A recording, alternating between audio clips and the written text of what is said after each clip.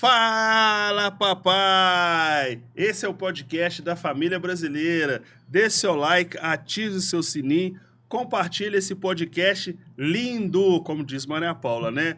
Gente, vou falar para vocês um negócio. Final de semana foi top demais. Mandar um abraço aí para todos da equipe jovem de Nossa Senhora. Eu e a mamãe tivemos um final de semana de formação. Os jovens, tinha jovens de São Paulo, né? Tinha casais de Manaus. Então, assim, foi muito top, né? Poder falar sobre os jovens, poder falar desse movimento que é muito bonito, que tem no Brasil todo e fora do Brasil. E o papai e a mamãe também fazemos parte. Então, foi muito boa a formação.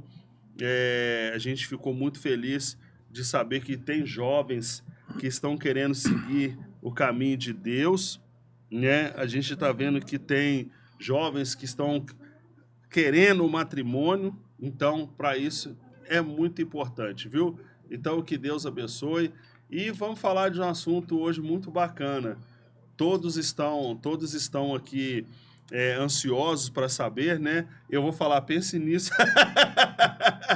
Ó, hoje eu tô aqui, mais uma vez, que eu fez 30 dias que perdi meu pai.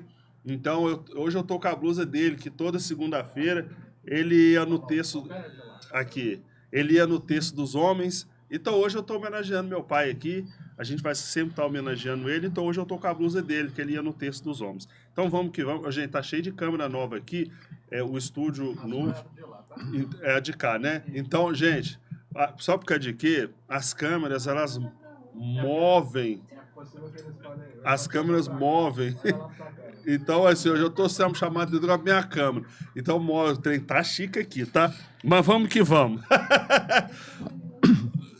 Eu tô curioso para me ver. Gente, hoje o papo, eu fiz a chamada lá no Instagram e eu já estava aqui fazendo um podcast com o Marçal aqui. E eu achei tão interessante, gente, mas tão interessante esse livro. Primeiro eu vou deixar ele se apresentar e a gente vai conversar sobre o livro. E realmente, assim, eu quero dizer para vocês, já mostra para cá, John? Eu já tenho o meu, vocês vão ver aqui. Eu já tenho o meu e nós vamos saber aqui como que vai fazer para vocês também adquirir os seus também, comprando, lógico, né? Queria que você apresentasse para nós. Boa noite, eu agradecer aqui pela oportunidade. Eu sou o Claudevino Marçal de Oliveira, eu gosto de ser chamado de Marçal.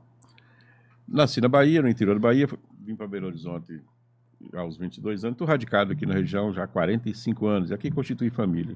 Eu sou formado em Direito e trabalho com consultoria de empresa, escrevi esse livro recentemente, também navego aí nos cordéis, gosto muito do cordel por causa da cultura nordestina. E esse livro tem uma origem aí da pandemia, quando eu fazia umas lives, o mundo tinha parado, né, e nós, isolados em casa, eu fazia umas lives de reflexão para a família. E aí juntei alguns conteúdos e falei, para não se perder, eu vou resumir isso no livro, foi assim que foi feito. Eu estou aqui hoje para falar um pouco mais sobre isso.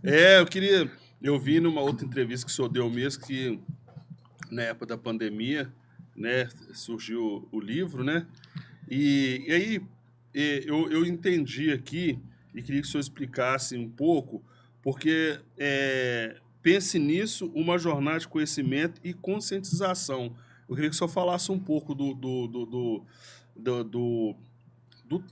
tema, né, do título do livro e a questão da jornada e do conhecimento e da conscientização. Eu já dei uma breve leitura aqui. Muito bem. Né? Paulo, o que acontece? A gente está numa roda viva, eu costumo dizer, nós estamos numa roda viva, e as pessoas vão no automático, e às vezes não para refletir sobre aquilo que acontece no nosso entorno e que nos afetam. Situações que brota nas nossas casas, com a família, nas escolas, reflexo no trabalho, como a gente se comporta com a vizinhança, como é que essa relação de consumo, que a gente está hoje na relação de consumo, nos afeta. A gente está fugindo da essência do ser e está se deixando levar pelo ter. Eu para só vale se eu tenho alguma coisa, meu carro se não for do ano, eu moro em que bairro. Essas coisas vão, aos pouquinhos, mudando o ser humano. Então, essa jornada de conscientização é nesse sentido, de você despertar para essas coisas que acontecem à nossa volta e que a gente é arrastado sem perceber. Sim. Aí eu falo do nosso drama com as escolas hoje, eu falo aí dos nossos comportamentos em casa, enquanto pai, enquanto companheiro, enquanto esposa e filho. Eu falo da relação que a gente tem com a criação dos filhos, que está ficando terceirizada e a gente não percebe. Tá? Eu falo da independência da mulher que sai à busca do trabalho com o direito, mas a família ficou um pouco prejudicada, na minha visão, e a sociedade em transformação o tempo inteiro não consolidou um novo modelo. E isso está nos desestruturando. A gente, sem perceber, foi criando um modelo alternativo sem se dar conta de que, lá na frente, 20 anos depois, o resultado que nós estamos vendo hoje, a juventude drogada, a maioria perdida e por aí vai. Eu achei, assim, muito bacana, porque eu não vou falar o capítulo, não, que vocês vão ter que comprar o livro. Mas aqui, estou falando sobre o do outro, né? Eu não vou falar direito tudo certinho, mastigadinho para vocês, não, senão não vai querer ler o livro. Mas eu acho assim que o senhor deu um ponto aqui inicial, falando assim, que tudo que a gente faz depende do outro. Então eu queria que o senhor falasse sobre isso. A gente não pensa, nós ficamos meio individualista. Morador de cidade grande, eu tenho origem do interior, eu sei comparar isso bem. Na cidade grande, hoje modernamente, nós ficamos muito individualistas. E a gente esquece que o outro é importante na nossa vida. Sem o outro a gente não existia. Eu estou aqui porque o outro, que é você, me convidou. Já começa por aí. Se você não existisse na condição do outro, próximo de mim, esse podcast não estaria acontecendo. Mas isso é mais profundo um pouco. Vai desde da dependência que você tem com o outro, no cuidado da saúde, desde quando você nasce, os primeiros cuidados. Quando você é educado, é o outro que te educa. Quando você ganha dinheiro, é o outro que te proporciona ganhar dinheiro. Quando você sai para se divertir, é o outro que proporciona você se divertir. E quando você morre, não quando ali se deixa, é o outro que te cuida da doença, é o outro que vai partilhar seus bens quando você deixa os bens. O outro, a gente esqueceu de valorizar. Tem uma cultura japonesa, eu gosto de citar isso, eles partem do princípio que se você tiver faz parte da educação oriental, se você está num terremoto lá do outro lado da cidade, daqui a 50 quilômetros, e a sua família está distante do epicentro, você não vai correr para lá, não. Porque pela cultura deles, você atende o outro que está aqui próximo, que lá o outro está atendendo a sua família. Nossa, que cultura! Aí, se eu sair daqui para atender um familiar meu numa desavença daqui a 50 quilômetros, quando eu chegar lá pode ser tarde. Né? Pode ser tarde. Então, se é um cataclisma, e eu sabendo que o outro que está próximo vai ser atendido, eu deixo a minha família lá e atendo o outro aqui. Isso é cultural lá. E a gente está muito longe disso. Nossa, que... Isso faz toda a diferença. Faz toda a diferença. E engraçado que hoje aqui as pessoas não vai nem a 50 metros, nem a 50 quilômetros, 50 metros, nem do lado das pessoas. Você passa, se a pessoa cair no chão, você faz a volta. Eu falo que há um tempo desse, a gente estava lá saindo de uma farmácia. Na verdade, a gente estava dentro da farmácia. Isso vai muito de encontro ao que o senhor está falando aqui. A gente estava dentro da farmácia. E aí, de repente, tinha um cara, um senhor dentro da farmácia, o senhor saiu, o colega dele ficou lá dentro. E eu olhei para fora e vi que o rapaz estava meio esquisito, sabe? E, de repente, ele começou a tremer, parou um carro no estacionamento da farmácia. Ele estava tendo um ataque de epilepsia, né? Ele caiu, o cara saiu do carro, passou por cima dele e entrou para dentro da farmácia. Então, aí eu saí, eu e o meu bem, nós saímos, a nossa filha mais velha, Maria Paula, estava lá também com a gente, que fez um treinamento, ela é técnica no trabalho, ela trabalha na Vale, então ela tem um treinamento, ela foi lá e a gente foi lá e fizemos um atendimento. O rapaz saiu de novo, pulou, entrou no carro. Esse aí não tem palavra para explicar, isso é o fim da picada. É o fim da picada. Aí quando a gente fala do outro, Eu acho que ele, nesse momento, a gente conversando de falar do outro, ele também ele não atinou que ele pode ser, o outro pode Num ajudá-lo. dado momento ali. E aí, sem perceber, nós estamos construindo esse individualismo. E começa pela marca da roupa que você usa, começa pela mochila que você dá para o filho, pelo tênis que dá para o adolescente, pelo celular que dá para... Você vai estratificando sem Sim. perceber e você vai criando ali um afunilamento que chega nesse nível que não é digno do ser humano, né? Eu vi aqui no livro, mas eu queria que o senhor falasse também, na sua visão, que o livro é toda a sua visão, né? E sobre a gente falou aqui do consumismo, mas da rede social. Olha, Principalmente para os jovens, para as crianças. olha, o que acontece hoje? A rede social, ela é um caso pensado. Não foi aleatoriamente que alguém criou redes sociais. Existe um pano de fundo que as pessoas não sabem. Então, ela foi criada para perceber, para captar possíveis consumidores de determinados segmentos. E aí, eu vou induzindo, eu como criador da rede, através de algoritmos, eu vou traçando o perfil do que eu quero. Então, eu defino que você gosta eu descubro pela rede social que você é consumidor de artigo de esporte, por exemplo. Daqui a pouco você começa a te mandar anúncio de artigo de esporte. E por aí vai. Esse é o lado simplista da coisa. Mas chega numa intimidade tal que eu traço o perfil do seu comportamento. A forma de eu olhar, de eu conversar, traça um perfil que eu nem sei que eu tinha, eu não sabia que eu tinha. Alguém que avalia isso, define se eu sou hétero, se eu sou homossexual, se eu tenho... É nesse naipe que nós estamos hoje. Empresas hoje modernas exigem, para alguns carros, que você dê a senha da rede social. Eu quero saber, enquanto empregador, por onde que você navega, o que você fala e o que você curte. Então, há ali uma vigilância externa. Há uma teia em torno das pessoas que as pessoas acham bonitinho ficar clicando, ficar dando like, não sei o quê, sem enxergar esse outro lado. E o que é perverso? Sim. O Estado, ou quem quer que seja, usando disso, mega estruturas aí, pega essas informações, vende, traça perfil de consumidor, direciona, cria necessidades falsas para te vender produto. Aí hoje nós temos na política muito usado um conceito de você cria um fato e faz ele virar verdade, passando ideia que é verdade, falsas verdades. Você vai desvirtuando. E vai o que é chamado narrativa. E você cria a narrativa e de repente tem milhões de pessoas falando a mesma coisa, você começa a achar que aquilo é verdade. E esse é o que está por trás, é um controle ali muito severo por trás das redes sociais. Isso sem contar o lado perverso da facilidade com que se vende coisa desnecessária, para não falar o mínimo.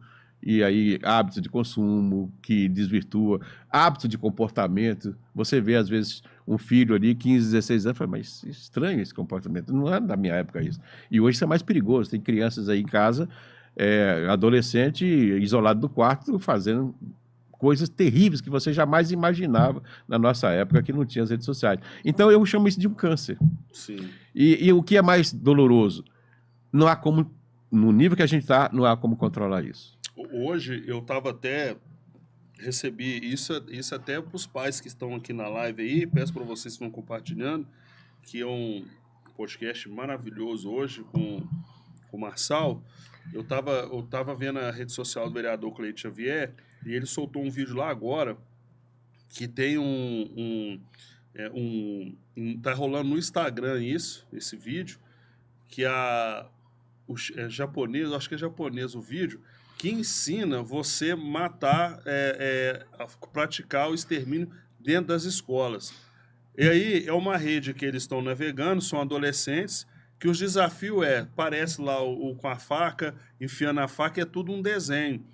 E ele faz esse alerta, né? Então, quando a gente deixa a rede social, a gente não consegue controlar a rede social do filho, eu acredito que muitos ataques está tendo nas escolas que estão aí. Tivemos uma época, agora, se a gente for pegar, analisar, as escolas todas estão marcando briga agora dentro da escola, acho que era fora da escola, e vem fruto da rede social, né? Olha só como a sociedade vai construindo isso aos pouquinhos. Numa sociedade rural, e aqui eu não estou dizendo que ela era melhor do que a atual, não, tem seus contextos, mas ali as coisas eram consolidadas.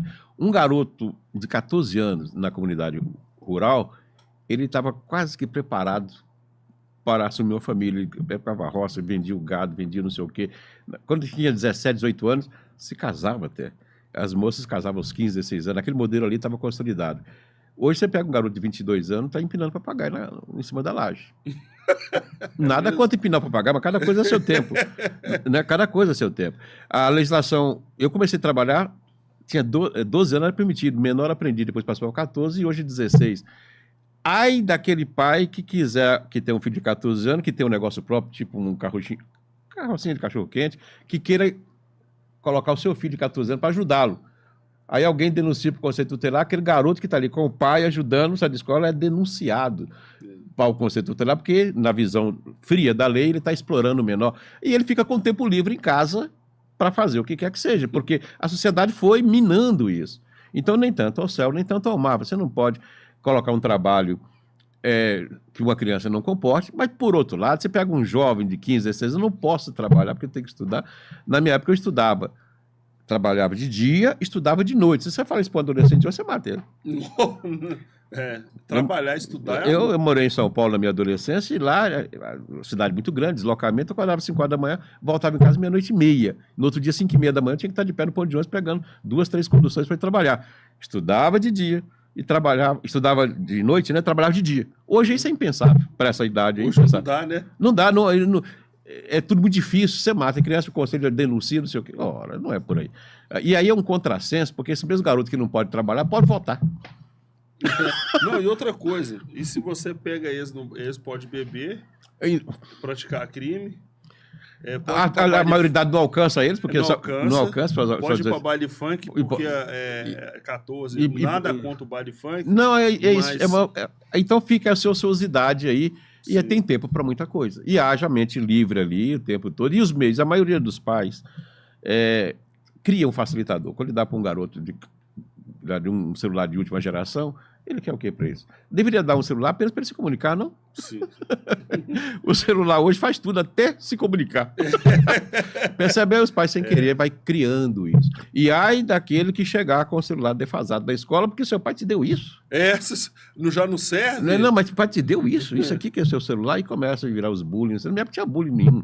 Né? Eu lembro que o meu primeiro telefone foi eu que comprei. Eu tava com 19 anos, eu acho. Que eu comprei com o meu dinheiro. Mas olha só como faz a diferença. Quando você comprou com o seu dinheiro, você sabe o custo que ele tem. Agora, quando você ganha... não, aí você...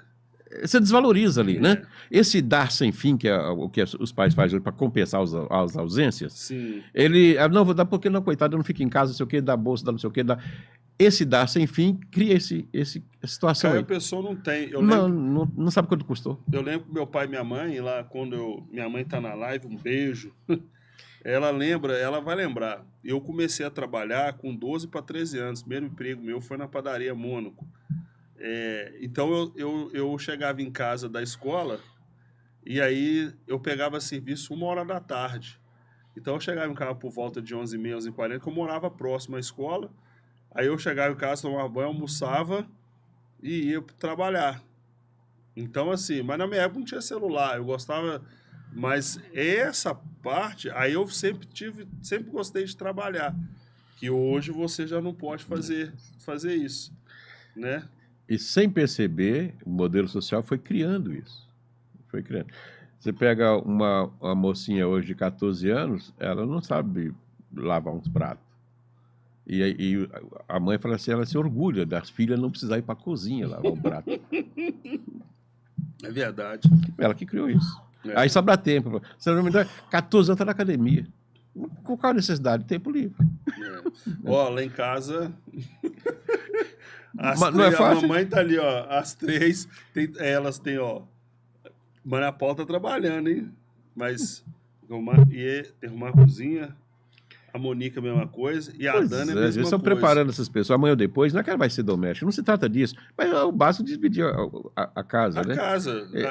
Então, assim, e aí, tem um garoto de 20 anos, pega um garoto de 20 anos, 22 anos, fala para ele trocar o chuveiro na sua cabeça. Não sabe trocar, não. Não sabe.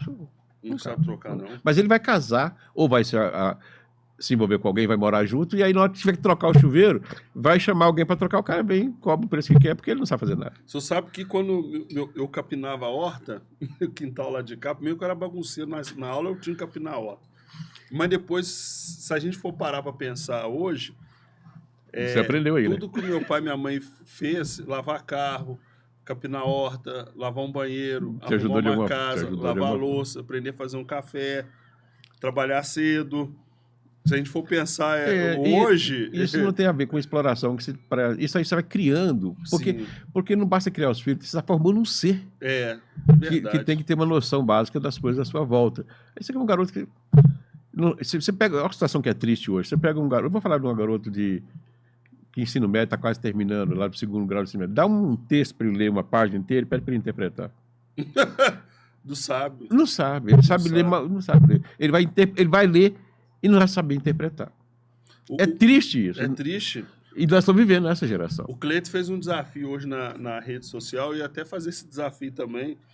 Ele colocou lá assim, eu quero desafiar os estudantes que estão indo para a escola para brigar, para marcar briga, eles fazerem uma redação e resolver um problema de matemática. Foi o desafio que ele fez. Eu até faço aí, gente, também aqui, quem quiser, o aluno pode até vir aqui resolver um problema de matemática e fazer uma redação, porque não sabe. No livro eu falo no capítulo chamado Robotização do Ser. Sim, sim. O WhatsApp, o aplicativo de mensagem, tem uma coisa interessante. Se você mandar 3 perguntas para a pessoa, ele vai te responder a última. Ele lê, mas só te responde a última, só responde uma. Aí eu lanço até um desafio. Eu lanço desafio, mesmo? Eu lembrei. Faz um teste, só por curiosidade, não fala para as pessoas que você está fazendo um teste com eles, não. Escolhe 5 pessoas aleatoriamente, a gente manda 3 mensagens de WhatsApp, que é o mais conhecido do nosso aplicativo de texto, né? É o mais usado aqui no Brasil. Manda, e depois colhe a resposta e ele tira você a sua conclusão. É impressionante. Olha só. É impressionante. E aí... E se inscreve. Você manda 3 perguntinhas. Isso está... Como o comércio hoje e os negócios giram muito em torno do WhatsApp, tu imagina a catástrofe no meio comercial também, a pessoa não sabe perguntar, não sabe responder. Está nesse nível. Eu chamei isso de robotização do ser. Gente, e o livro eu tenho certeza que vocês vão gostar. E aqui também tem uma parte que só fala de humildade, né? A humildade é o que falta no ser humano. A gente... Não sei quem plantou isso, foi construído, que ser humilde se passa a ideia de ser bobo, não é isso. Ser humilde é estar aberto a aceitar os fatos à sua volta e tomar posição a respeito dele. Então, por exemplo, se você descobre que alguém está falando mal de você, está falando mal do Paulo, a palavra tem uma poder muito grande, você está ali na esquina, você nem sabe quem que é, e aí você chega aqui, buzina. Não, alguém está falando mal de mim lá. Então você não parou para descobrir se o que ele está falando é verdade ou se é mentira. Olha só. Se o que ele está falando é verdade, em vez de você se irritar, você deveria agradecê-lo. Porque ele chamou a sua atenção, despertou para um fato que você não tinha percebido e aquilo era verdade, você vai agradecê-lo por aprender, por pegar aquele gancho. Então, você deveria agradecê-lo ainda que mentalmente. Mas se ele estivesse falando uma mentira, você não tem razão nenhuma para ser boa. Esse é o cara mentira. É verdade, e a gente fica com raiva, né? Não é muito. Fala mal, a gente fica com raiva. E aí por aí vai, né? Sim. E a humildade aí nas relações conjugais, você deve ter pelo menos para ouvir o parceiro, porque as relações, elas não são feitas diante de um acaso. Você que tem algum viés religioso vai entender isso. Ninguém é pai errado, ninguém é mãe errada, não existe um erro aí, não. Há ali uma engenharia que o ser humano não alcança, que você está dentro do mesmo seio familiar para criar seres. Isso é divino. E aí você não tem humildade para ouvir o outro? Para ouvir, para perdoar, para pedir perdão. Ou para aprender com eles. Para aprender com eles. Até no mundo infantil, ele tem que ensinar. Para que você está numa redoma, que você sabe de tudo, e acha porque ele tem 10 anos, 14 anos, não sabe nada. Não, vamos ouvir. Pelo menos ouvir. E está faltando isso. Só acha que essa questão até da pandemia, quando as pessoas tiverem que ficar em casa, que o maior índice de separação, de agressão à mulher, abusos, tudo aconteceu. Brotou, mas esse diálogo, ele ficou faltando, né? Porque você colocou pessoas dentro de casa, que aí você tinha que conviver todos os dias. que ela é, né? esposa ali, que era para ser uma coisa normal, se percebeu que não era, né? Eu mexo com escola, né? Eu dou consultoria em escola, e nós vivenciamos isso na prática lá. Teve pais que procurou a escola desesperadamente porque não aguentavam mais os filhos dentro de casa.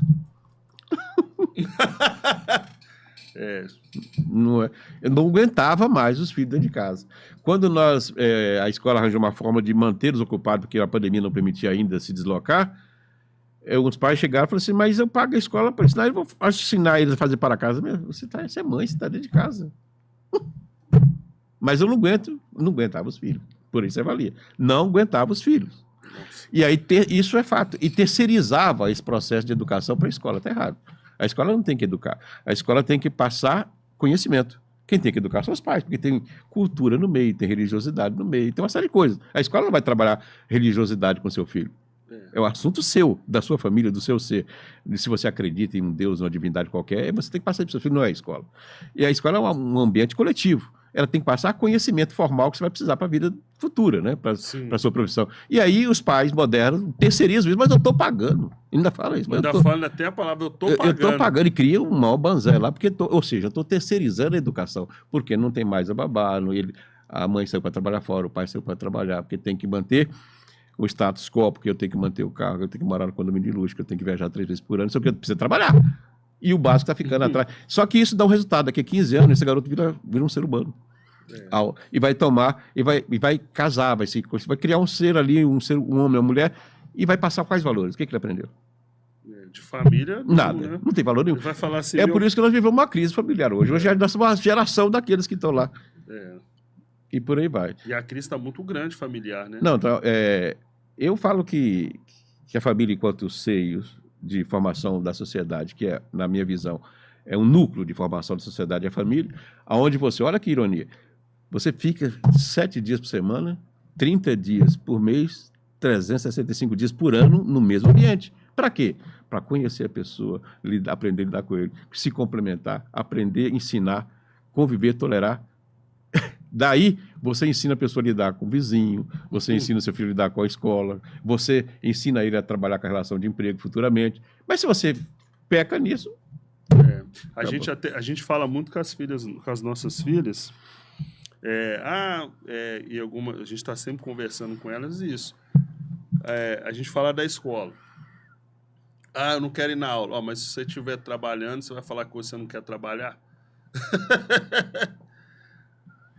Eu tenho que usar o uniforme. Mas se você estiver numa empresa, você vai ter que usar o uniforme. A propósito de escola, vou te cortar um pouquinho. Olha só, a propósito de escola, vou te cortar um pouquinho. Existe um planejamento estratégico esquisito por trás do nosso modelo de educação. Por que eu falo esquisito? Porque não é aberto. E sem perceber, os nossos filhos estão sendo levados segundo um planejamento de educação que vai formar um ser daqui a 20 anos. Sim. E lá hoje nós estamos tirando as grandes faculdades, universidades, estão virando tecnólogos. Não é interessante para um Estado daqui a 20 anos pegar gente que pensa. Isso é triste pensar nisso. É preferível que eu chegue lá gente que está ligada a redes sociais, que seja no mínimo tecnológico, do que seja cientista querendo consertar o mundo. Não vai ser fácil dominar essas pessoas. Então, estrategicamente, eu prefiro que essas pessoas sejam mais assim, ficar discutindo ali se o Álvares Cabral veio, que daquele veio, 1500, que dia que foi, porque toma-lhe tempo. Quer ver que coisas interessantes? No nosso modelo de educação, nós não preparamos os nossos jovens para serem, por exemplo, empreendedores. Aqueles 19, 20, não. Nós preparamos eles para serem bons empregados. Cumprir a lei, regulamento, não sei o quê. Em sociedade... Aí, tem jovens capacitados, não tem oportunidade. Sim. Não lhe é dada oportunidade, não foi preparado para empreender, para pensar, para lançar voos. E aí, no desenho, é tão perverso que você que quer dar educação para o seu filho, você tendo condição, não, filho, não trabalha não, vai estudar. Depois, olha como ele não foi voltar para empreender, vamos supor que ele atinja um cargo aí, vamos pegar a odontologia, nada contra, é só para dar um exemplo. Pai, já formei, eu sou dentista, popularmente falando, odontólogo. Tá, mas eu vou ter que montar um consultório para você, o pai de novo. De tal forma que esse garoto que acabou de sair da faculdade, meu filho, ele só vai ter vida à prova lá com uns 26 ou 27 anos. Até que ele vai... Porque é dado, e aí o pai ainda tem que bancar a escola e também bancar aí o voo dele. E ele não foi despertado aos 18 anos para empreender. E naquela cultura rural, que nesse desenho estava consolidado, não tinha outra alternativa, ele tinha que saber que planta aqui, que colhe ali, que vende acolá, que senão não sobrevive. Ele era despertado para esse dia a dia. Quando ele chegava aos 20 anos, ele já podia assumir uma casa, que ele sabia por onde sobreviver. Sabia de tudo. Sabia de tudo um pouco. E hoje não. Esse modelo interessa muita gente. Esse modelo que nós estamos hoje interessa muita gente. É porque aí você não precisa, quanto menos conhecimento você tiver, melhor. Não precisa falar nada, né? O professor chega na sala de aula, se tiver muito aluno que questionador, fala, mas que sala chata. Mas se ele tiver ouvido os gados, ele vai conduzindo. Isso é estratégico. É duro, mas é estrategicamente colocado dessa forma e que a gente não se volta para isso. Depois de 10 anos você muda o resultado. Eu estudei, por sorte minha, eu estudei em boas escolas. E eu não comparo a minha oitava série da época oitava série, com o segundo grau de hoje. Não dá para comparar. É muito diferente. É muito diferente. Aquilo era um marco, você sabia de tudo, você era preparado para tudo. Só para você ter uma ideia, na escola do primeiro grau, na quinta série, em uma matéria chamada Educação Moral e Cívica, a gente aprendia a comer de garfo e faca. É mesmo. Educação moral e cívica. Como se portar numa mesa. Hoje você tá nem aí, sai comendo, rasgando na rua, porque os americanos fazem isso, é bom, eu também saio como a boca, já conversando, eu estou conversando com você com a boca cheia. Você não sabe se portar numa mesa. Os pais não têm tempo de ensinar, também não aprenderam. A escola está voltada para outra coisa. A educação moral e cívica trazia esse básico para dentro da sala de aula. Que tiraram, né? Sim, porque isso não interessa. Que tiraram, né? Percebe. E aí, sem perceber, você está... a gente é obrigado a ler. Você tem que ler no primeiro semestre tal livro, tantos livros. O ano você tinha que ter tantos livros que você tinha que ler. Hoje você baixa um resumo, não sei o que, entrega para o professor, faz de conta que você leu. Eu recebi um vídeo hoje, foi até 17, está na live aqui, falando de um prefeito lá de Chapecó. Ele fez uma escola integral lá, e lá a escola, todo mundo de uniforme, ele entrando na escola, os alunos ovacionou ele, e ele falando, falando sobre essas questões. Se você desentender com o seu colega lá fora, dê um abraço nele. Ele é uma exceção, né? Se você chegar na sua casa, para os seus pais, não senhora para a mãe e sim senhor para o pai. Se o professor falar aqui, é sim senhor, não senhora. Essa escola tem que ser um modelo. A escola, assim, aí mostrou um pouco da escola. Lá você vai ver que os alunos tem oficinas lá, okay, né? Então o aluno vai sair de lá com uma profissão. Escola municipal. E aí eu achei interessante, porque o seu uniforme tem que estar limpo. E aí, isso hoje em algumas escolas, deu uma polêmica danada aí na época que falaram, assim, não vou entrar em mérito de política nem nada, mas quando falaram que ia ter escola civil, eu vim de escola militar. Pelo menos tinha disciplina, né? Tinha disciplina, porque, veja bem, ainda que o pai não conseguisse educar na escola, em casa, a disciplina, igual esse diretor fez lá, mostrando para os alunos, seus pais têm que sair para trabalhar, para poder fazer o melhor para vocês. E o aluno sai de lá com um pensamento de educação, não de educação familiar, sim, mas de educação na questão de ensino. Isso que está exceção, em outros tempos era regra. Uhum. Né? Então, eu dizia que o modelo era consolidado. Hoje nós não temos mais uma sociedade consolidada. Sim. A sociedade muda em função de redes sociais, inclusive. O que passa na Alemanha, alguém quer trazer para cá como fosse a nossa realidade. O que passa nos Estados Unidos, alguém acha que é bonitinho porque está nos Estados Unidos. E não é a nossa realidade. Então, qual era o nosso modelo? O que se falava em casa era mantido nas escolas e também nas igrejas. Então, havia ali uma consolidação, o respeito aos mais velhos, o tratamento. Se consolidava isso. Hoje, não. Hoje, cada um por si, é influenciado pelos meios digitais. Sim. E cria modelos que não têm referência. Não tem referência. O fato de... olha o que está em voga. De onde é que tiraram da nossa cultura, a cultura brasileira, a ideia de automutilação? De onde é que tiraram isso? É verdade. Percebe? Isso interessa a quem? Isso interessa a alguém. Mas a quem que interessa ter alguém se mutilando, se matando, para quê? Para vender remédio, para internar, para testar? Alguém... Alguma coisa tem, né? Interessa. De vez em quando a gente assiste uns filmes de ficção científica E a gente se pergunta, de onde é que o diretor tirou essa ideia? E eu tenho uma visão sobre isso. Ele viu isso em algum lugar e está tentando, a seu modo, alertar a população. Né? Porque tem umas ideias de filme de ficção que você acha... olha, você acha um absurdo, de onde é que os né? caras tiraram isso? Eu vou contar a propósito de ideia de absurdo. Um filme recente, não vou me lembrar o nome aí, e é onde se vendia o tempo humano. Tipo assim, você é jovem, 18 anos, eu vou te vender o DNA. Se combinar, se der... Igual, aí eu te compro 15 anos da sua vida e pagava. Esse é o nome do filme. O filme chama Paraíso.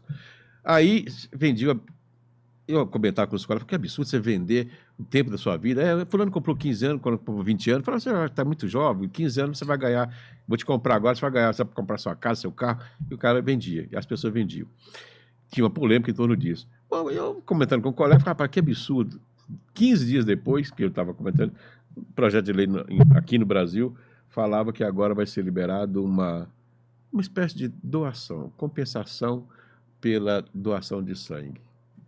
É um projeto de lei.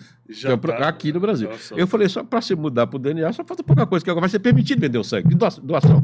É para você ver, doação você vai ter que receber... É uma compensação pela doação do sangue. E isso está em projeto, está bem adiantado, já passou pela Câmara, falta ir para o Senado. O que é isso se não vender parte do seu corpo em tese, né? É verdade. Quando eu vi lá o negócio da doação do DNA, eu falei, da venda do DNA, eu fiquei abismado. 15 dias depois, a gente estava lendo no noticiário que aqui no Brasil tem um projeto já bem avançado para ter uma compensação financeira pela doação de sangue. E para você ver, há muito tempo atrás, que hoje é uma realidade aqui no Brasil, tinha uma novela chamada Barriga de Aluguel. Sim, sim. Que nada mais é do que a terceirização aí. E agora o que está acontecendo? Estou regulamentando aí. Você quer ter filho? Vou vender a barriga para poder... O que era uma ficção lá. Que é uma ficção lá, hoje já virou realidade. Então, assim, às vezes impulsiona, ok? Às vezes é impulsionado, né? Na minha época de revista em quadrinho, os estudiosos diziam que você coloca no quadrinho o que se desenha lançar na sociedade para não assustar muito, vai aos pouquinhos. Então, os seriados americanos, nossas novelas, se prestam a isso também. Sim. Colocar de forma homeopática o que amanhã depois eu preciso que vire realidade por alguma razão qualquer. É verdade. E é essa sociedade que nos afeta, né? Você dá muita liberdade. Hoje, por exemplo, você tem diálogo entre pai e filho que a gente vivencia aí que não faz parte da nossa cultura. Não bota um já que é complicado, né? Que não faz parte da nossa cultura, né? E isso vem pervertendo a ordem, né? Porque hoje tem essa ideia, claro que a gente tem que ser amigo dos nossos filhos, mas a gente tem que mostrar, os filhos têm que entender que existe também uma diferença entre pai e filho. Não sou amiguinho. Uma coisa é você conversar, você ter um diálogo aberto, mas uma coisa que não pode perder. E que até eu pego o exemplo aqui, um dia que a minha filha mais velha, toda vez que ela sai, ela nos informa onde vai estar. Então, mesmo que estando com o namorado, ela informa. Então, numa certa vez, ela foi fazer isso. Falou, não, eu vou avisar meu pai e minha mãe. Uai, você tem que avisar seu pai e sua mãe, você já sendo maior, mas eu moro com eles. É uma segurança, aliás. É segurança, respeito, tudo, né? Então, assim, aí por que a gente fala isso? Porque eu já vi, a gente até recebe muitos jovens na nossa casa, nas diferentes idades que nós temos, eu vejo o pai lá que é a menina de 12 anos, 13 anos, pega a Uber sozinho. E faz. Então, sem perceber, nessas pequenas aspas de liberdade, você cria uma nova sociedade. Você, uma família ali, outra ali, outro se espelha naquela e vai, porque fulano é assim, porque que você é assado. E lá, 10 anos depois, surge o que a gente está vivenciando hoje. Perde controle total, não tem hierarquia, não se respeita mais e por aí vai. E aqui no livro também, eu queria que o senhor falasse um pouquinho, tem falando sobre religião, a gente tinha conversado isso antes. Isso, Eu achei, se puder falar, não, né? claro. Muito interessante eu acho, essa relação. O livro tem uma conotação religiosa, porque eu pretendia atender todos os segmentos. Sim. Então, mas eu não nego a divindade. Eu acho que a história do ser humano não pode ser contada sem religião. Sim. Desde os primórdios, a religião era um fator preponderante na formação do ser humano, qualquer que seja o ser que você diviniza, que nome que você dá, com a religião que você pratica e tal. Porque são mistérios que o ser humano não alcança. E eu começo definindo, por exemplo, a vida, o conceito de vida. O que é a vida? Uma planta tem vida, um animal tem vida. Eu chego no laboratório, eu reproduzo a semente, mas eu só reproduzo. Eu estico a vida, mas eu não crio ela. Essa resposta nós não alcançamos ainda, a ciência não consegue. Então, isso é para nós que não temos explicação, isso é uma divindade. Divinizamos isso. Muito bem. E como eu digo lá, num dado momento, que nós somos seres espirituais, vivendo aqui na Terra a experiência humana, nós estamos vivendo a experiência de estar aqui, sendo, nesse momento, mais dos evoluídos dos animais. Muito bem. Vai ter uma evolução, tem os animais, e o ser humano é o mais evoluído deles. Pensa, fala, e ao pensar tem conexões. Muito bem. Deveria nós nos voltarmos para entender isso, entender essa conexão com o que nós chamamos de divindade. E isso se perdeu. Então as religiões deveriam estar ensinando as divindades para a gente, entender esses mistérios da vida, por que morre, por que não morre, por que um nasce rico, outro nasce pobre, por que um nasce doente, outro nasce aleijado, outro nasce sadio, que divindade é essa que permite tudo isso? O ser humano está longe de alcançar isso, de entender isso. Em vez de ele se dedicar a estudar isso para nos auxiliar a tirar desse limbo, começa a fazer jogo político. Eu reúno aqui porque eu tenho um curral ali que pode me dar tantos votos, a minha religião é melhor do que a sua. Mas a divindade não é só? O divino não é um só? Por que a minha tem que ser melhor do que a sua? Não necessariamente. Nós devemos aprender a alcançá-lo, né? Para entender essa mística. Eu costumo dizer assim, gosto de citar o exemplo da sala de aula. Você matricula 30 alunos na sala de aula no mês de fevereiro. Então, começa todo mundo, mesma escola, mesmo professor, mesmo material didático, que vai andando. Quando chega lá em julho, o pessoal fala, tem 10 alunos que vai precisar de recuperação. Mas não são o mesmo professor, não são o mesmo material didático. O que é? Ele falou, não, mas tem 5 ali, ó, vai recuperação, mas 5 ficou para trás.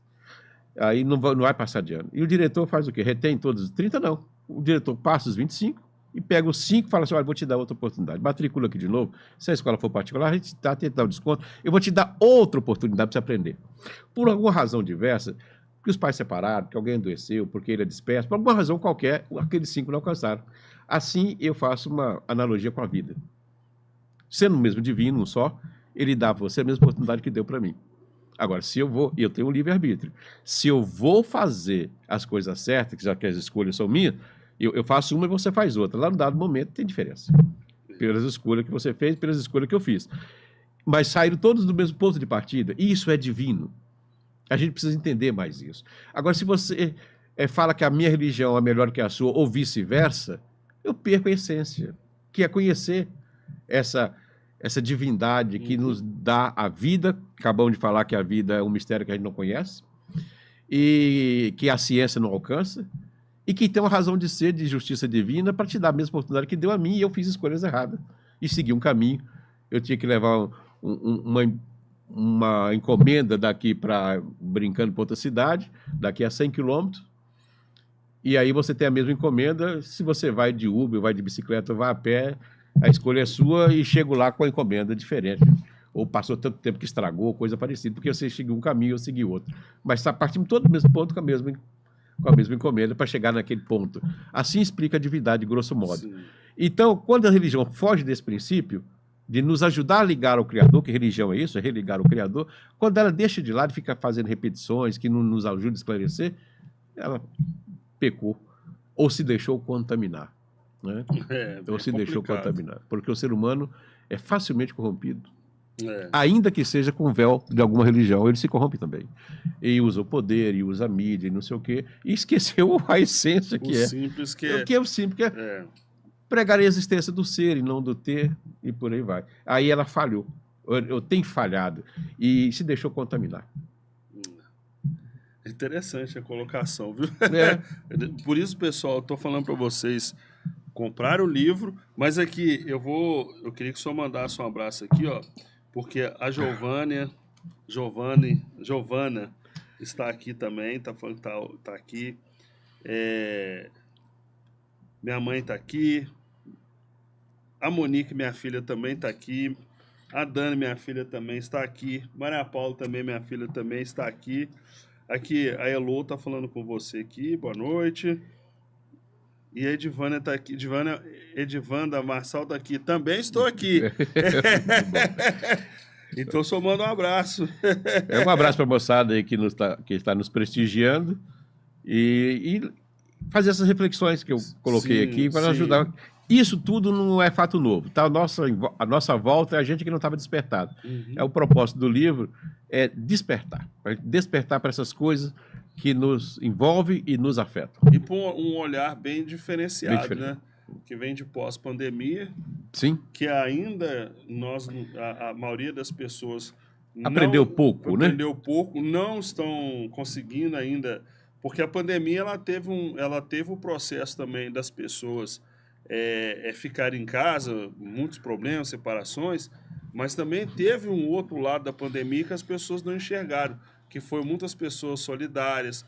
Vocês tivemos, para quem for olhar por o lado da fé, tivemos a possibilidade, eu mesmo tive a possibilidade de ficar na minha casa 7 meses trabalhando dentro de casa. Então, assim, foi aonde que a gente já é muito, muito junto com os nossos filhos, com as nossas filhas, mas foi a oportunidade também que eu tive ali de lavar, passar, cozinhar, né? Eu sei que as meninas já não aguentavam mais, que a comida é muito boa. Mas as lições que são passadas, no livro eu não falo exatamente de pandemia, mas eu falo sobre o lado bom das catástrofes. Sim. Então, como tirar um lado bom da catástrofe? É um paradoxo. É difícil, né? Então, aí catástrofe pode ser grandes terremotos, ou pode ser a própria guerra. Aí eu tenho que tangenciar um pouquinho a divindade. No conceito de divindade, a vida é eterna. Logo, você sai desse plano e entra em outro, um conceito de vida eterna. Porque, na visão minha, a vida eterna explica a bondade do Criador. Porque se ele me deixa doente e você nasceu saudável, eu tenho que ter partido do mesmo ponto, senão não tive a mesma oportunidade. Na hora que te deu a mesma oportunidade e eu seguir caminho diferente, aí é um problema meu, digamos assim. Nesse conceito de vida eterna, vamos à catástrofe. Quando acontece uma catástrofe, guerras ou terremotos, maremotos, essas coisas que a gente tem vivenciado de mortes coletivas, como nós passamos pela pandemia, qual é o lado, aspas, bom? Você chacoalha o ser humano para ser humano, para estender a solidariedade, para sentir e vivenciar a dor, para sentir e vivenciar a perda, para ajudar o próximo, para se permitir trabalhar a humildade. Tem esse lado aí. E você... mas eu era rico. Era. Não é mais. Você está aqui precisando do mesmo hospital, precisando do mesmo cuidado, do mesmo enfermeira, não é mais aquele plano de saúde que eu nem sei se sua carteira sumiu, nem sei quem que você é, você não tem mais acesso ao plano de saúde, vem aqui embaixo da lona ser tratado como todo ser humano, trabalhar esse lado. E humildade. Aí você perguntaria, e aqueles que morrem? Se você imaginar que a vida é eterna, eles apenas saíram do plano para antecipar sofrimentos outros, ou evitar determinados sofrimentos. Sai, desaparece desse plano, porque a vida é eterna, e te resgata, te poupa desse sofrimento que é viver aqui na Terra, nesse conceito de divindade, e aí o lado bom é trabalhar esse sentimento. De repente você percebe que você não dava atenção para os seus pais, você percebe que você não era tão próximo dos seus filhos, você percebe que você não era um bom colega de trabalho, ou que você não tinha humildade para aceitar que alguém de outra cor viesse te aplicar uma injeção, ou que você está morrendo e precisava de transfusão de sangue que a tua religião não permitia, que agora foi preciso fazer. Tem uma série de coisas que pode tirar de exemplos aí. De tudo isso, né? É verdade. E eu acho muito... E assim... Eu particularmente gostei muito não gostei da pandemia, mas eu fiquei em casa. Por quê? Porque hoje, quando você está casado, aí a sua esposa trabalha, e aí você também, e aí, só que tem muito marido, muito homem, que não sabe fazer o serviço de casa. E aí eu falo que não que eu nunca fiz, não fazia, mas com a pandemia... veio a tecnologia para esse lado, foi bom, porque possibilitou das minhas 3 filhas estudarem. Inclusive, Maria Paula fez um curso técnico estando na pandemia. E o que possibilitou? Eu arrumava a casa todo dia. E quando às vezes a esposa fala assim, nossa, eu estou fazendo todo dia, tem que fazer a mesma coisa. Porque todo dia alguém deixa alguma coisa fora do lugar. Mas olha só. Aí, quando você está em casa, você, na pandemia, possibilitou esses 7 meses, além da gente aumentar as caridades que a gente fazia, e eu fiquei um tempo até na pandemia desempregado, e a gente ajudando as pessoas como se a gente estivesse trabalhando.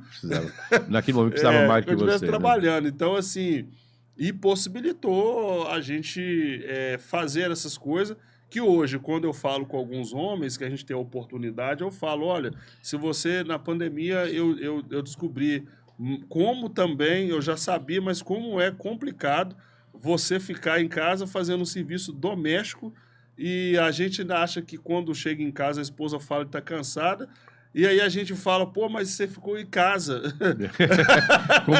como se estivesse à toa, né? Como se estivesse à toa. Então, assim, é um momento também de muita reflexão para a gente aí, pensar no livro eu falo o que trouxe, né? Eu falo essa questão aí, quando a mulher sai de casa na busca da sua independência financeira e da conquista, ela vai ao mercado, estuda e conquista, Sim. quando ela volta para casa, ela agora é uma pessoa de curso superior e de uma profissão definida que a sociedade anterior não tinha.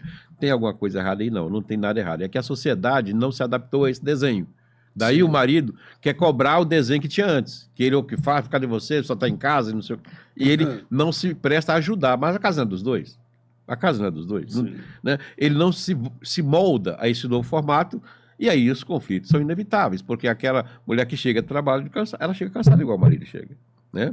E a casa são dos dois. Por que você não pode lavar os pratos enquanto eu faço a janta ou coisa parecida? Né? E aí tem muitos maridos, no sentido machista aí, que ainda não vê dessa forma. E a mulher, às vezes, tem que fazer o terceiro expediente e ainda sobre tensão, sobre... Esse desenho não se consolidou. Não se né? consolidou. E aí gera conflito. E eu falo, na minha casa lá, minha esposa sabe muito bem disso, meu bem, que eu falo com minhas meninas, ó, vocês vão estudar, elas têm as obrigações de fazer, mas eu não quero que você dependa de homem nenhum. Isso, inclusive, eu falo até com o meu genro lá. Por que isso? Não pode depender do seu pai. Porque a única pessoa que vai fazer sem te cobrar nada. Tipo isso. Porque eu sou seu pai.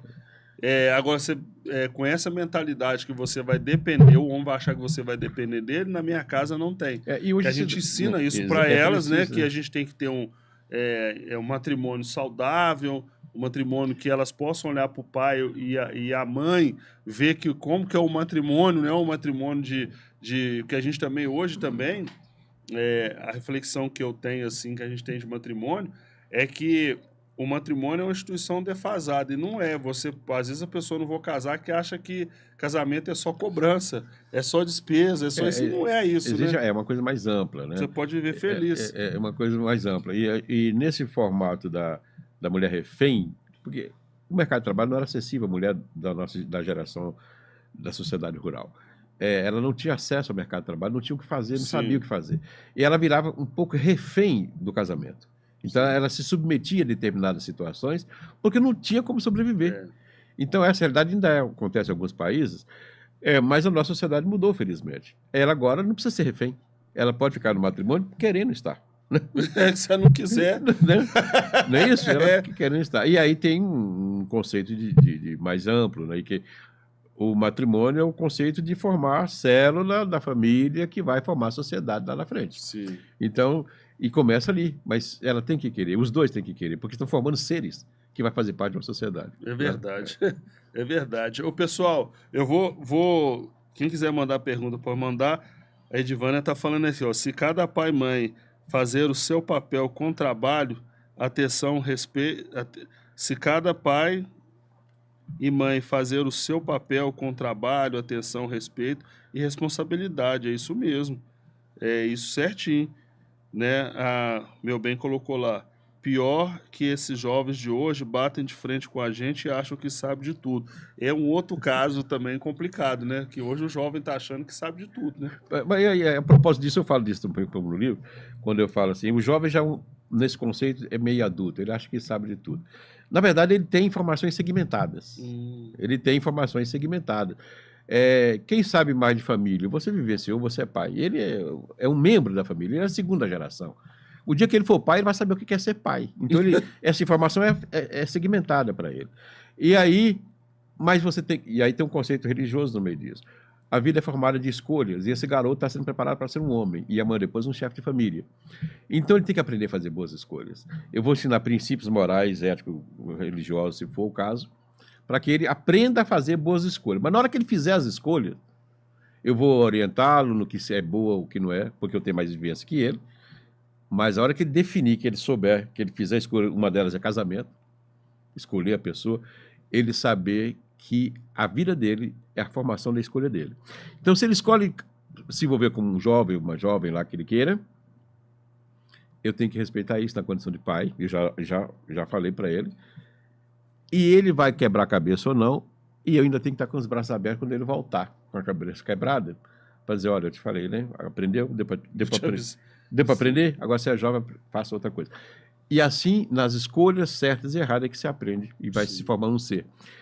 Na hora que você, notadamente se faz isso muito com as mulheres, porque os pais tentam proteger demais as mulheres nesse sentido, não deixa elas enxergar a vida assim. Lá na frente elas cobram, porque eu podia ser feliz, que você não deixou. Quando ela chega, quando esse ser que está se formando, e vocês não deixam ele andar com as próprias pernas, eu estou com uma oportunidade de ir trabalhar nos Estados Unidos, um exemplo. Não vai de jeito nenhum. Você diria, não vai de jeito nenhum. Vá, deixa ele ir. Para descobrir o que é virar, trabalhar fora da cidade, o que é falar outra língua. Ele vai aprender aí o que é tropeçar e não ter com quem pedir ajuda, vai crescer, vai amadurecer. Eu estou monitorando, estou consolidando. Se precisar, eu vou te buscar. Você está com a porta aqui está aberta, mas vai. É isso que você quer? Vai. Se for uma coisa razoável, não vai fazer bobagem. Sim. Então, o aprendizado que tem quando sai do seio materno é muito grande. E aí, sabendo que atrás, se eu bater a cabeça, meus pais me recebem de braços abertos, porque eu não saí rompido com meu pai. Sim. E aí, o aprendizado que tem, não aprende na escola. A vivência de estar lá. E aí, ali amadureceu 5, 10 anos em 1, em 2. Vai aprender a valorizar o que tem, o que não tem. O vizinho chega cá, dividir o quarto com o colega de pensão e por aí vai. Eu estou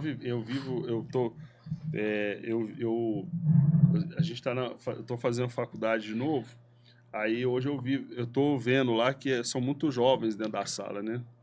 E geralmente, e até os professores são jovens, né? Sim, sim. Aí às vezes a gente tem o conhecimento, não é o primeiro superior que eu faço, mas eles até quando eu vou falar alguma coisa, eles já tentam contrapor. Aí eu digo, não, mas isso aí na minha época era assim.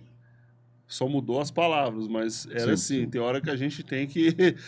não é ouvir a voz da experiência, mas ver que as coisas... E o jovem tem essa tendência de achar que...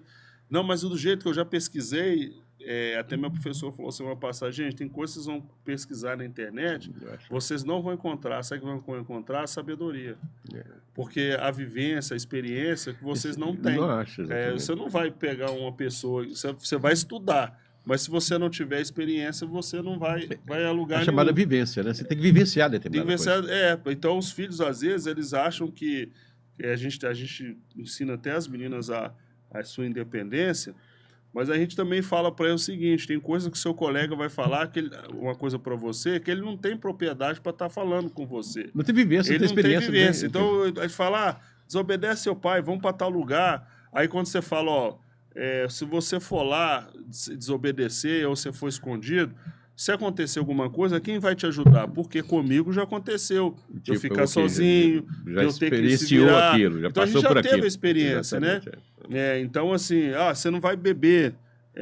Por quê? Porque eu já bebi, eu vi que determinado... Então, tem coisas que a gente vê que antigamente você podia pegar, não que hoje o abuso, a pedofilia é uma coisa desse mundo. Mas antigamente você dormia na casa dos seus colegas. Sem maior preocupação. Hoje você não sabe que você vai. Eu fiz uma amizade ali, eu vou dormir lá. Não vai. Por que não vai? Porque a gente não conhece a família. Tipo isso. Né? Então, por quê? Porque eu vi casos lá, a gente vê casos o tempo todo. Lá atrás tinha, mas você.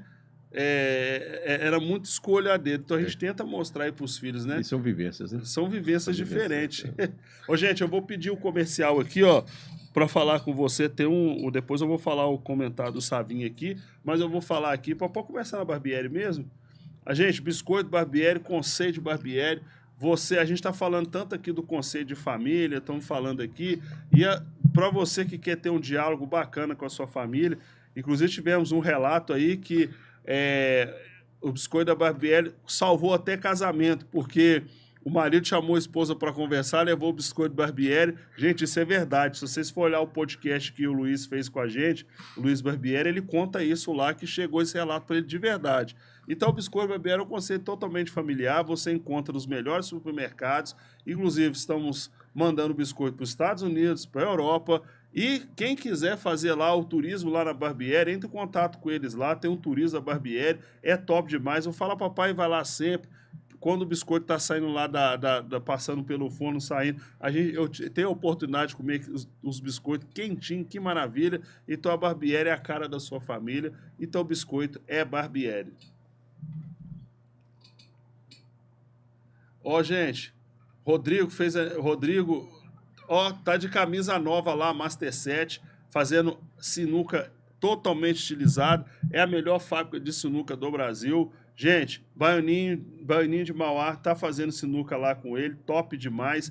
A fábrica tá crescendo, eu falo que tá ficando rico. Hoje até falei com ele que ele precisa pagar um outro churrasco para nós naquele sítio lá em Sete Lagoas. Então, Master 7, você quer fazer seu contrato, fazer seu contato, chama lá, fala que veio no Fala Papai, que você vai ter um desconto lá nas sinucas da Master 7. E ele fabrica do jeito que você quer.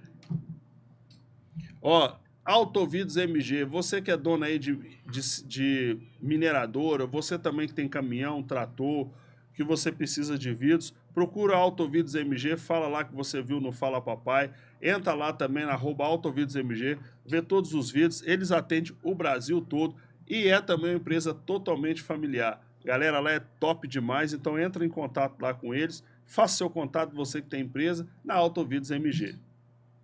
Agora, tá até na live aqui, hein? Tenho certeza que o Marçal vai comprar para pôr lá na fazenda dele. Se você quer comprar um móvel para seu lar, vai na Delar Móveis, é a melhor loja de móveis do Brasil. A loja que o Fala Papai grava seus vídeos é lá na Delar Móveis, São João Batista. Procura lá o Savim, a Leia, o Zé Sérgio, o Serginho, pede aquele desconto. Se você for lá na casa do Fala Papai, você vai ver que só tem móvel Delar lá. Então, é um móvel de qualidade, atendimento 100% e a montagem também é rápido demais. Você comprou, rapidinho faz sua entrega e você vai ver que qualidade. E falamos do Parque Guanabara. Gente, o melhor parque para mim do Brasil. Tive um relato agora, esse final de semana, de pessoas que não foram no parque, estão querendo ir no parque, e de pessoas que foram no parque e adoraram o Parque Guanabara, falou que o Parque Guanabara, para eles, é o melhor do Brasil. E tá chegando novidade no Parque Guanabara, daqui a pouquinho vai inaugurar a montanha-russa, e eu quero ver, o Fala Papai vai lá na montanha-russa, vai ser moné para ver se os cabelos do Fala Papai vai ficar todo arrepiado na montanha-russa. Então, tá chegando também a Semana da Criança, então vá lá, já chama lá o pessoal do Parque Guanabara, já agende a sua excursão. Se você quiser fazer o aniversário lá também, é top, vá lá, procura os melhores preços no Parque Guanabara. E também, se você quiser, já vai vir aqui, tá, gente? Já estou antecipando. Se você quiser gravar seu podcast no estúdio novo, é aqui no Nesse Estúdio, onde o Fala Papai está gravando. Eu falei que é tanta cama, que as camas agora até aquelas camas de televisão, que gira para o lado, para a esquerda, para a direita, aproxima, desaproxima, mostra tudo em tempo real, em 4K. Então, se fosse você, combinava aqui com o John, faça seu podcast aqui, que você não vai se arrepender. Quero dizer para vocês que o Fala Papai aqui, são 3 anos aqui, tá? Inclusive, eu inaugurei esse estúdio aqui sem ter sido inaugurado. Estava em construção, o Fala Papai já estava gravando aqui. Então, então, vocês estão no melhor estúdio. Então, se eu estou falando aqui, vocês têm certeza que é uma coisa que eu falo, eu garanto.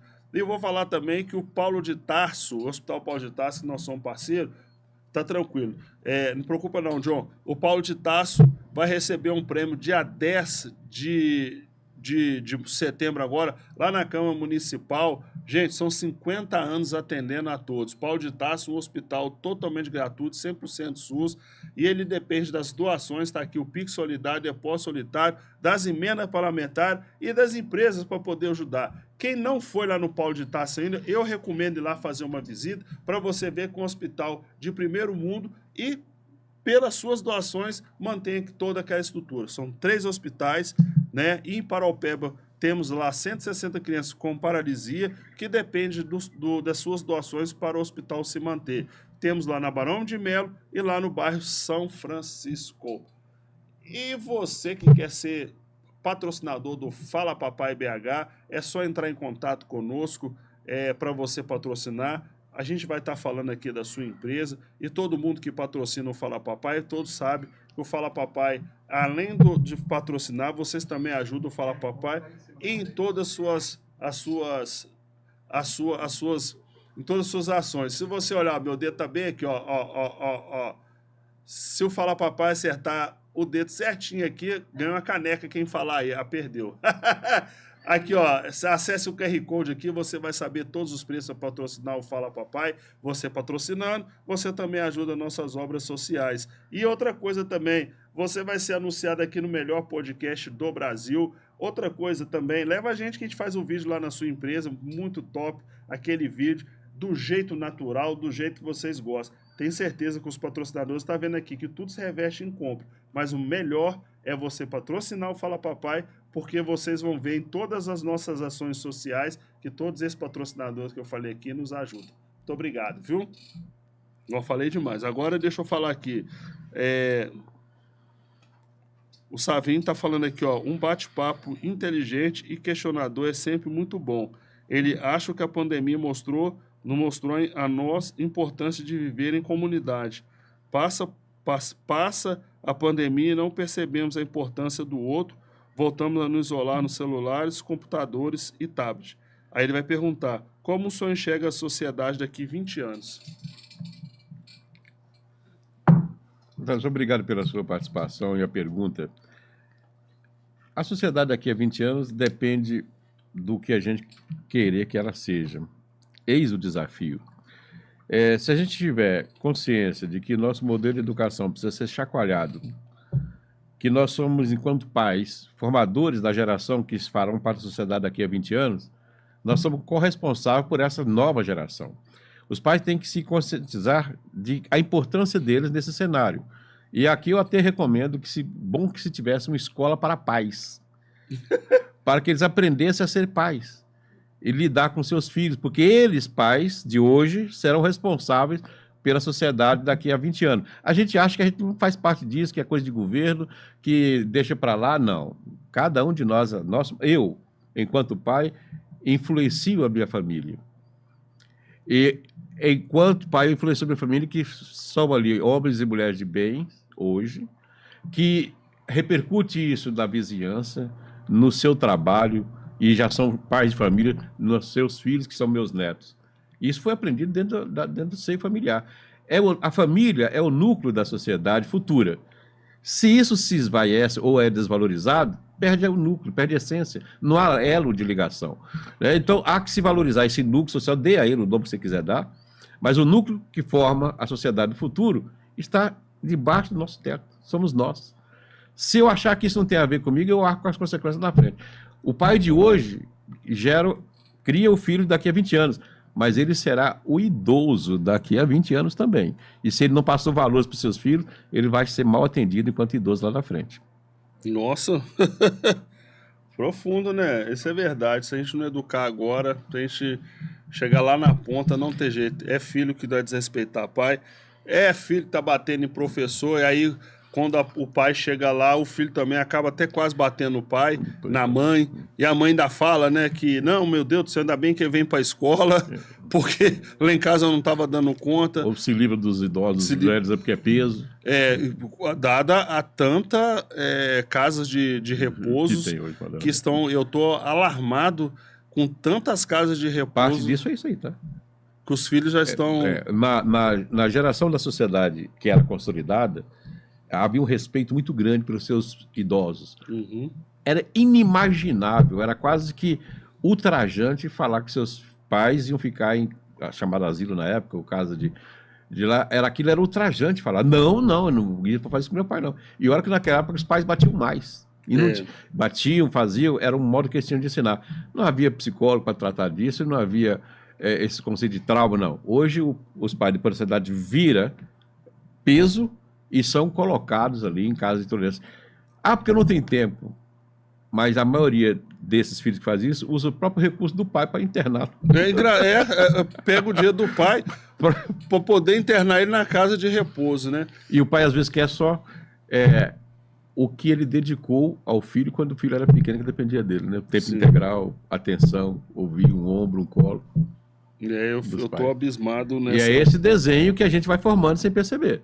Então, quando a pergunta do Sá, daqui a 20 anos, os pais de hoje serão avós.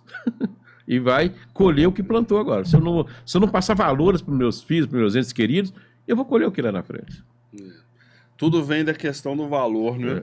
E eu falo assim de valor que meus pais, né, passaram muitos valores para a gente. Meu pai foi para a graça de Deus, Deus o chamou, mas deixou para a gente aqui muitos ensinamentos, e as pessoas hoje que nos encontram nesses 30 dias que ele faleceu, as pessoas falam coisas dele que a gente sabia que ele era um homem de fé, muito caridoso, mas a gente está aí vendo o que plantou, né? Que ele fez muita coisa boa.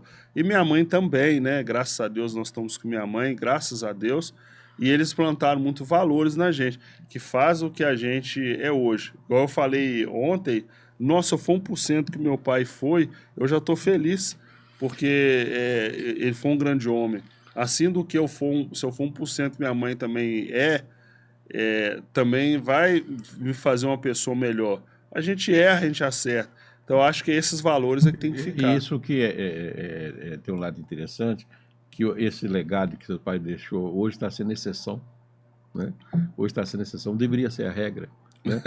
Hoje está sendo exceção. Feliz daquele que tem deixado esses legados. E ele, como eu acredito em vida eterna, num dado momento ele vai entender que plantou bem, plantou uma semente, que o filho conduz ali o trabalho que ele gostaria de ter continuado. Não tem recompensa maior para um pai, porque saber que o filho está fazendo, né? Isso, um bom caminho, verdade. seguindo isso. E hoje, quantos pais que você conhece que podem olhar para trás e falar assim, eu fiz bem para o meu filho do que... mas é muito pouco. E aí, essa sociedade que você vai encontrar daqui a 20 anos, um pouquinho pior. É muito pouco. Ô Marçal, eu queria que você deixasse aqui, gente, infelizmente nós estamos chegando ao final, mas eu vou pedir para ele deixar uma mensagem, mas antes disso, eu quero te agradecer muito por você ter vindo em nosso Fala Papai. Foi muito enriquecedor para nós, a sua sabedoria, o seu livro, a sua experiência. Tenho certeza que os seus filhos também tiveram grandes ensinamentos. Quero agradecer a Major Laila também, que entrou em contato, a gente conversou e sabia que, vindo dela, e o senhor sendo o pai do meu xará, é isso mesmo. Seria um podcast sensacional, né? Oi, um bom gosto para nome. Quando meu sogro e sabia que era o do Paulo, eu já tenho um bom gosto. Então achei assim muito bacana, fiquei muito feliz. E até pelo carinho dela de falar do Fala Papai, né? Então, assim, e eu quero que o senhor se sinta aqui no Fala Papai em casa. Porque o senhor não vem aqui só hoje, não. Que o senhor possa sempre estar pensando no Fala Papai. E a gente está sempre batendo esse papo aqui no Fala Papai, porque eu gostei muito, achei um papo muito... O Savinho falou inteligente, eu também achei inteligente, mas muito divino também a vinda do senhor. Muito obrigado, gostei muito do livro que o senhor me deu. O senhor pode ter certeza que nós vamos ler, porque o livro não é para ler de uma forma convencional. É um livro que você pode olhar qual página ali, qual pensamento, que você quer aqui de conhecimento. Você vai lá e olha na página que você quer. E eu tenho certeza, e é um livro que você pode ir e voltar várias vezes. Então, muito obrigado mesmo, que Deus abençoe o senhor. Muito obrado. Eu quero agradecer a você, eu que agradeço pela oportunidade. E a mensagem do livro que eu quero deixar é que aquele que te alcance, que ele se desperte. Despertar o que nós estamos precisando. Os fatos nos envolvem a tal ponto que a gente vira uma espécie de gado. A gente tem que ser pensante, ser dono das nossas ações de forma consciente. Na condição de pai, então, nós formamos seres. Não criamos filhos, formamos seres. A sociedade do futuro está na nossa mão.